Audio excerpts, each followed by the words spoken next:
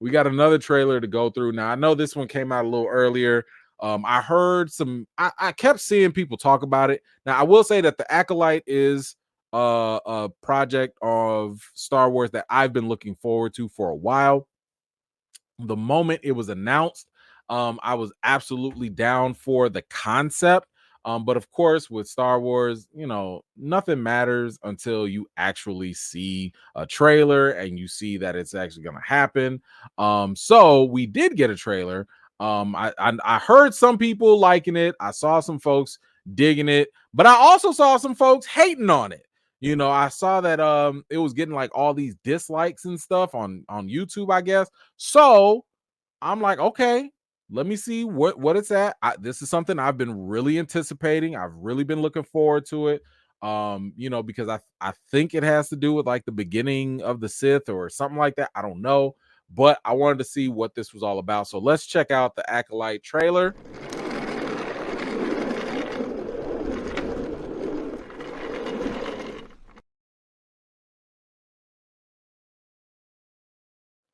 All right, let's get this up here. All right.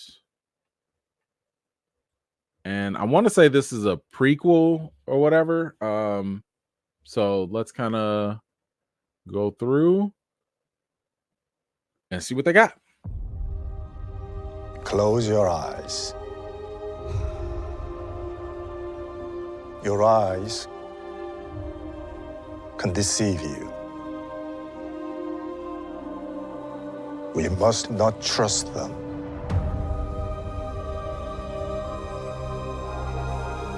Tell me what comes into your mind.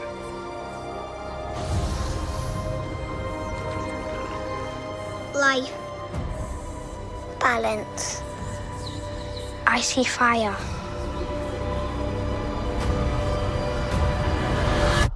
Oh, Trinity back? Uh-oh. Uh-oh.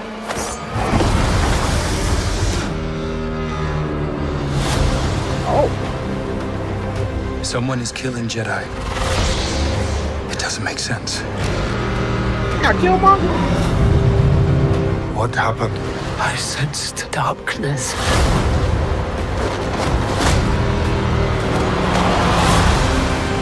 No.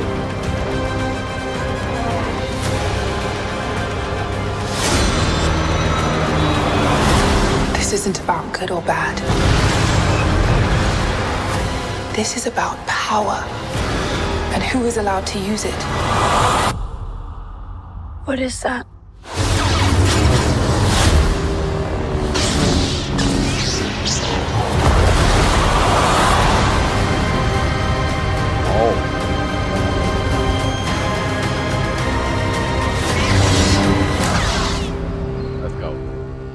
Let's go.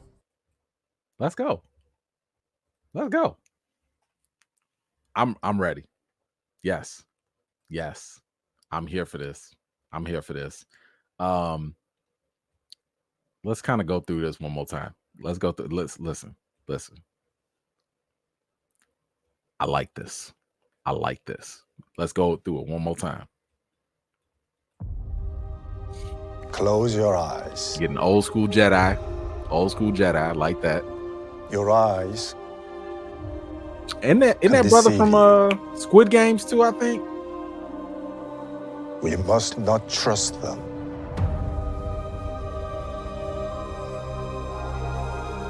Tell me what comes into your mind. Hold on. Wait a minute.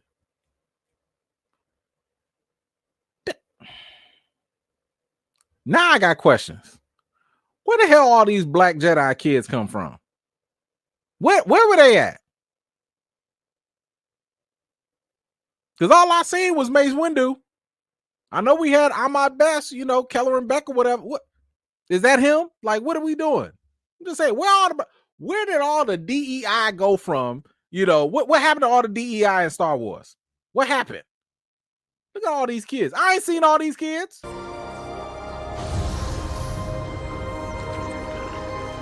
Life. Balance. I see fire. Another one? Wait a minute. Hold on. We got a little black girl that's also... Yo, where is she? Where is she? Where is she? Where is he? Where is she? Where are these kids at? How long ago did this happen? This some BS. This some BS. I don't like it.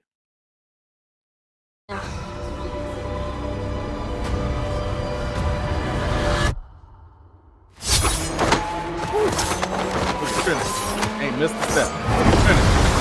Woo! Horsepower. Still with it. I know she said, someone is killing Jedi. It doesn't make sense. Look at Diet Killmonger. Bro, where you come from? Where did Diet Killmonger come from? Come on now. Come on now. I'm here for it, though. I'm here for it. Shout out. What happened? I sensed darkness. Come on. Listen. This has been the one thing I have no idea why Star Wars has been missing all these years. Why the hell have we not gotten ninjas and lightsabers? This is the easy. Come, put this on. Why have we not gotten ninjas and lightsabers in Star Wars all these years? That is literally the easiest thing. See, Star Wars clearly has been colonized because all we've been getting is just all this fancy little sword work and stuff. You mean to tell me that ninjas and martial arts ain't gonna make this any better? This is exactly what I want to see. This is amazing. Oh my God. Didn't I tell y'all, if you want to make anything better, just sprinkle in some ninjas. Just sprinkle put a little sprinkle of ninja in there. That's all that's needed. I'm already sold because of that. Already. Come on now.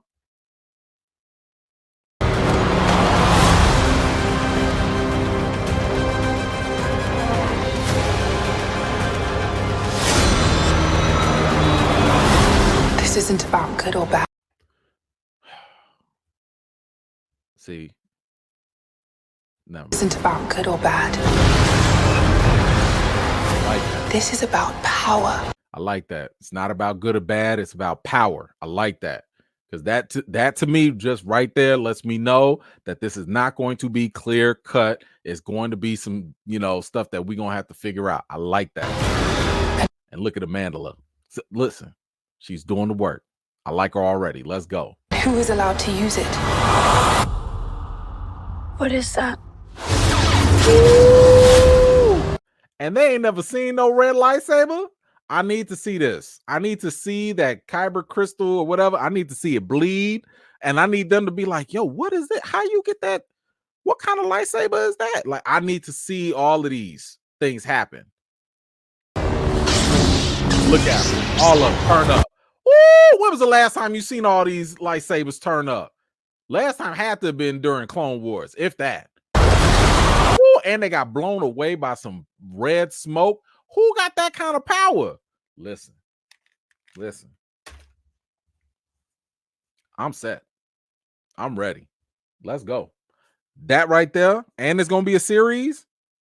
That's all I need to see. Now, I'm gonna just say this because I've seen some people online. I'm not gonna name no names. I've seen some people say, I don't know what this trailer's all about. All I saw was lightsabers and the Force. That's what Star Wars was always about. I'm not here for all this little pretentious Star Wars gatekeeping. Listen, if you like, Andor, go watch Andor again. Ain't nobody stopping you. Some people, it did not appeal to. For some people, we like lightsabers. We like the Force. We like good versus evil. We like that. You know why? Because it's only been around for 40-something plus years. And guess what? It has not proven to be a bad thing.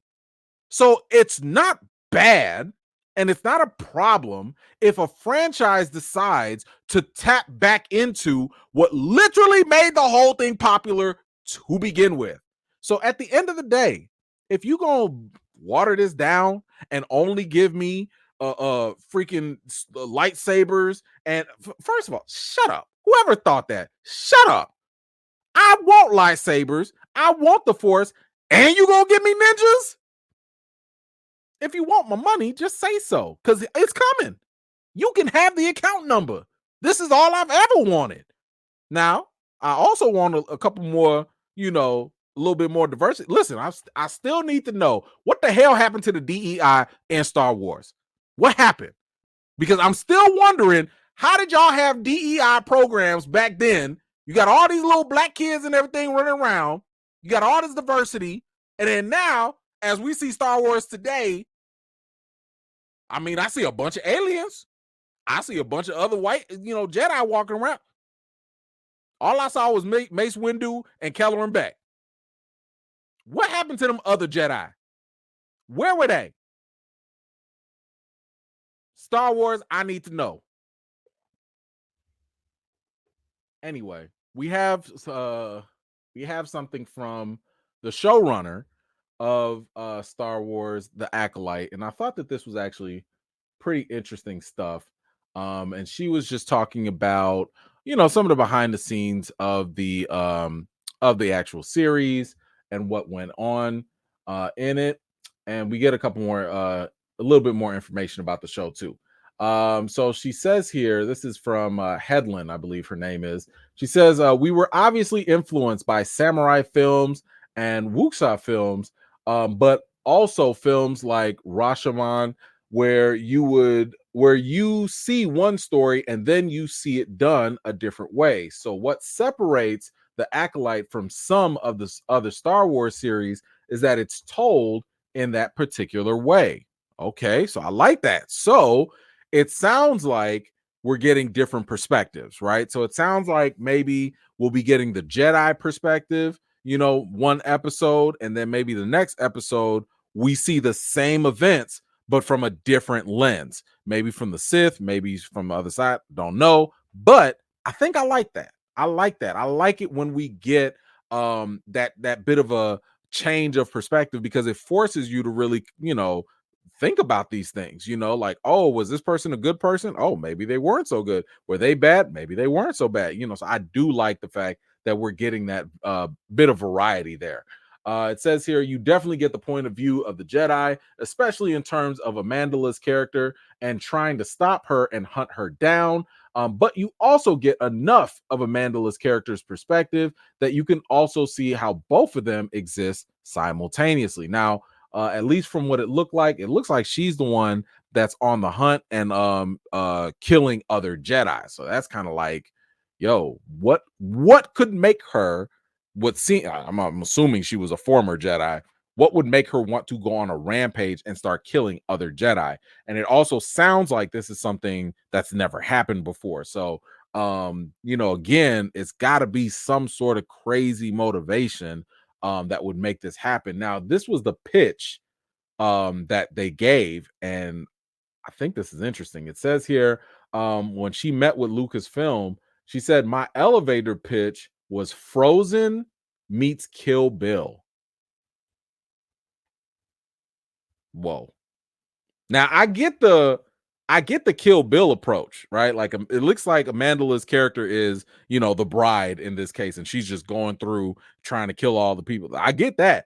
I'm trying to see if what the Frozen aspect is, though. Like, is she the missing princess of some sort or something? Like, I don't know. Is there something she's got to let go? I listen. They also said that this was like a mystery thriller. So, Frozen meets Kill Bill? I mean, you had me at Kill Bill. You had me at lightsabers. You had me at ninjas and the Force. I'm with it. What else did they say here? The interviewer said the Acolyte takes place towards the end of the High Republic and 100 years before Phantom Menace. What is Amandla's character? What is she an acolyte of? Is it the Sith? Is it the Jedi? Or is it open to interpretation? And the showrunner said it's open to interpretation at this time, but you will discover it when you're watching the show. One thing to know about the show is that we've been talking about it as a mystery thriller. So we still don't really know what is she an acolyte of. I personally think that she's just clearly a dark side user. Like that would be the worst kept secret that this show could have. But it is interesting that they're at least going to try to make this a mystery and a thriller at the same time. So I definitely want to see how they're going to make that work. Now the question was like, okay, so whose point of view are we going to see? It says here, the way I see Star Wars, the dynamics are either underdog versus institution, or institutional threat, or it's father son, sibling, master apprentice, father daughter. It's a familial dispute. So I would say that our show is more on the latter. People are good guys. People who are good guys can be bad guys, and people who are bad guys can be good guys. There's a lot of moral ambiguity, which is why Jodie Turner Smith's character's line in the trailer is so important. And she said, this isn't about good or bad. It's about power and who is allowed to use it. I like that. I like that, because right there, that means that they're definitely going to challenge the beliefs of the Jedi, because I believe at this time the Jedi are kind of like, they've been in control for a long time. Now here's the thing, and I think it was Freddie Prinze Jr. who kind of talked about this, and he was talking about like how George Lucas, Dave Filoni, how they were basically talking about how the Force works.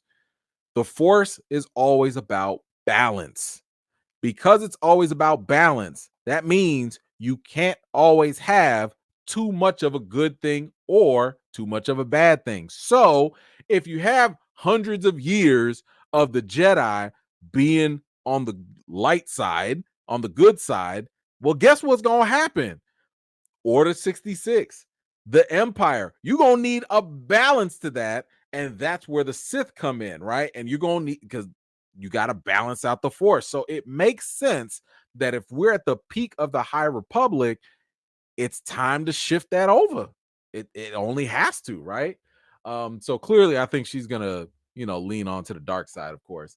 Now she did mention, for some of y'all's, deep Star Wars fans, there's also a lot of stuff from the extended universe that I got to utilize, and nobody stopped me, so I did. So if you happen to be one of those people that read all of the comics and all the other extended stuff, it looks like she's bringing those things to life. I have not read all those things. I haven't watched all of them, mainly because I thought that it was stupid. Not to say that the content was stupid. I just thought that it was stupid on Star Wars to give us very vital, good information about characters and different stories and make people go out to go read those things rather than making movies, making TVs. Because I believe that when you give people reading stuff, that should be supplemental information. It shouldn't be the major stuff, because you limit your audience and you limit your money-making potential. So unless you are like a hardcore Star Wars nerd, most people are not going to know all the other cool adventures that Darth Vader had in between the movies, or the adventures that Luke Skywalker had in between, because they buried them in novels and stuff. So, it is what it is. But there was one more thing. This was about the writing creative team that was brought together. Now, here's, I think, is a very important thing. So they were asked about, people in the writers room. The showrunner said, yeah, I just thought it would be good to have the perspective of a person that had literally never seen Star Wars until she was in the room. And she said to me, why do you want me in this room? I've never even seen Star Wars. And I was like, first of all, you're an incredible writer, and that's why I want you here. I want you to be questioning the narrative. I don't want myself, who's a lifelong fan, to just be relying on particular references in order to create emotional beats. I want those emotional beats to be earned and checked by someone that isn't super familiar with it.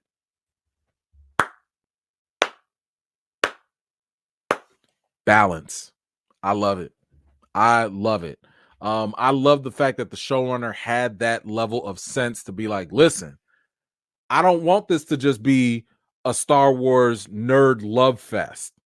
I wanted to also make sense for people that maybe didn't know anything about Star Wars. Now, later on in the article, that writer that she was talking about was like, "What? Luke and Leia are sisters and brother?" Like, she didn't know anything. But the fact that it makes sense to have that one person. Now, I'm not saying it needs to be, all people that don't know the source material, or just, a couple people. Like, I like the idea that, yes, maybe the majority of people should be in the room that know the content, because Star Wars is a pretty familiar and well-loved franchise. But to have at least one or two people in the room to kind of be like, hey, excuse me, non-nerd here, what's that? Why is that character doing that? Did you know that this doesn't make sense? Help me understand this, because there are certain things when you in a certain fandom that you take for granted. So having that fresh outside perspective is a great thing, because if anything, not only could it help bring in newer audiences, but it could also maybe reveal certain things to the fan base that maybe we took for granted, that maybe we were blindsided by. So I love the fact that they're doing this with this franchise. I wish other franchises would do this too. But that's another conversation. But I like this. I like this. I love the trailer. I am very excited for the Acolyte. I think that this is going to be solid. We will definitely be covering this 100%. But y'all let me know, what did you think about the trailer, and what did you think about the description of the show being a murder mystery, a murder thriller? I'm sorry, mystery thriller. What do you think about, the fact that we get lightsabers and force and all this other stuff? What you think about the lack of a DEI program in Star Wars? Whatever you think, let me know your thoughts in the comments down below. Thank you so much for watching. This was just a segment of one of my live chats, and if you're interested in joining in on the next one, be sure to subscribe and turn on your notifications for more. I've got more videos and reviews to do for you all, and until next time, I'll see you all later.